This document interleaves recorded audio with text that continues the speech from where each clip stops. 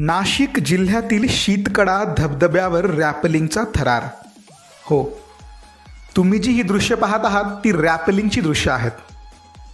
ही मोहीम दिसते आणि वाटते तितकी सोपी नाही आहे। ही मोहीम फत्ते केली आहे सातारा येथील गिर्यारोहक रोहित जाधव यांनी अत्यंत सुरक्षित पद्धतीने। यंदा आपला 75वा स्वातंत्र्य दिन अनोख्या पद्धतीने साजरा करण्याचा त्यांनी निश्चय केला आणि या मोहिमेच्या माध्यमातून त्यांनी तो पूर्ण देखील केला आहे।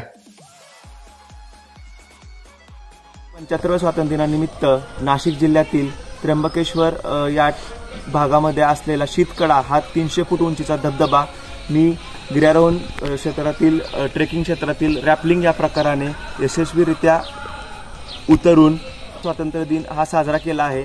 मुख्यतः ही मोहीम करण्यामागचं कारण असं होतं की नुकतेच महाराष्ट्रामध्ये अतिवृष्टीमुळे महाड, चिपळूण किंवा सातारा या ठिकाणी काही दुर्घटना घडल्या, तसेच सांगली, कोल्हापूरला, चिपळूणला पूर आला।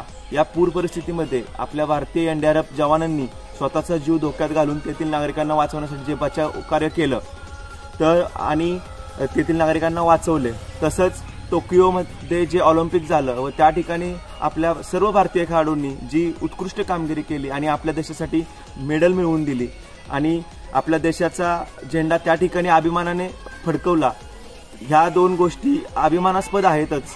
आणि तर ही मोहीम मी भारतीय जवानांना आणि टोकियोतील उल्लेखनीय कामगिरी केलेल्या खेळाडूंना समर्पित करतो। रोहित यांनी ही धाडसी मोहीम पूरग्रस्त भागातील नागरिकांचे प्राण वाचविणारे एनडीआरएफचे जवान आणि टोकियो ऑलिम्पिकमध्ये भारताला मेडल मिळवून देणाऱ्या खेळाडूंना समर्पित केली आहे।